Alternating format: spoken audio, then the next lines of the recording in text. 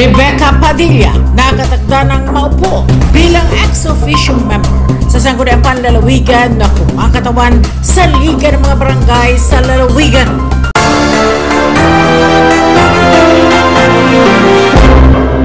Nakatagda ng maupo sa Sangguniang Panlalawigan si Rebecca Padilla bilang ex-officio member na kumakatawan sa Liga ng mga Barangay sa Lalawigan ng Camarines Norte.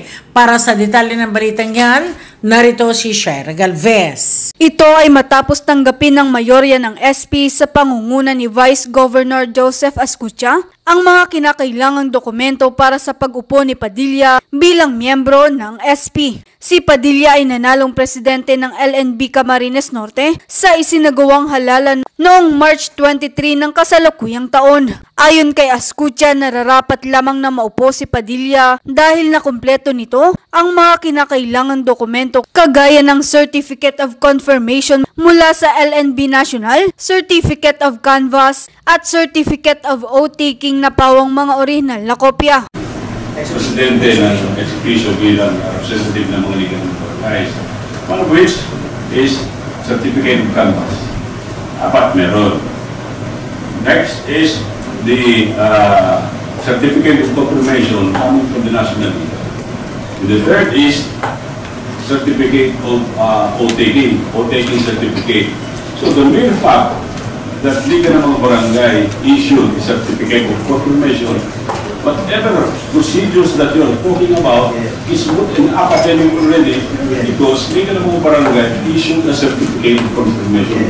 Mariin naman tinutulan ng oposisyon ang nasabing pag-upo sa pwesto ni Rebecca Padilla bilang SP member kung kaya't nagkaroon pa ng Division of the House. Kwinestyon ni board member Artemio Serdon ang mga dokumentong ipinasa ni Padilla, partikular kung orihinal ang mga ito at gustong ipa-certified true copy ang hawak niyang kopya na photocopy. Nagkaroon ng deliberasyon na sa huli ay nauwi rin sa pag-upo bilang miyembro ng SP si Rebecca Padilla. Ito ko lang po, baka magkaroon ng dokumentong fake itong 13. Kung ito ay tatrato natin na original o totoo, ay i-certify po natin.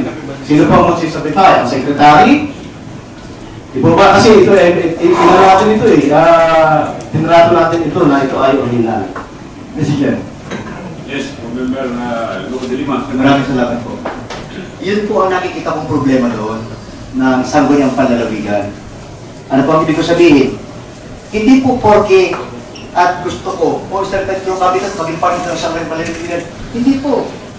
Kasi yung documents na yan ay nanggaling po sa inyo, hindi po nanggaling doon sa nire-recognize na i-recognize ang Sangguniang Panlalawigan. Paano po natin gagamitin ng isang dokumento na nanggaling po sa atin, na gagamitin doon, where in fact, that is not part of the documents na ipinasa ni incoming ng ating legal president. Hindi ba? Ang akin pong pinupunto ay pagkilala at pagtrato natin na ito ay dokumento. Hindi ko po sinasabi na ito ay isama dokumentong ito. Sinasabi ko lang na kung mayroong ganitong papel na may kaugnayan diyan sa pangyayari na yan, ay baka magkaroon din ng hindi totoo dito sa 13.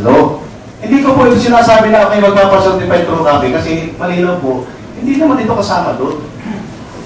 Yung pagtrato, pagkilala sa dokumento na baka yung ating pinag-uusapan ay hindi totoo. Dahil ito nga, may certification, may perma ng eligibility ng January 10 daw kumuha. At ay hindi na nga natuloy yung eleksyon dahil nga wala silang certificate of eligibility.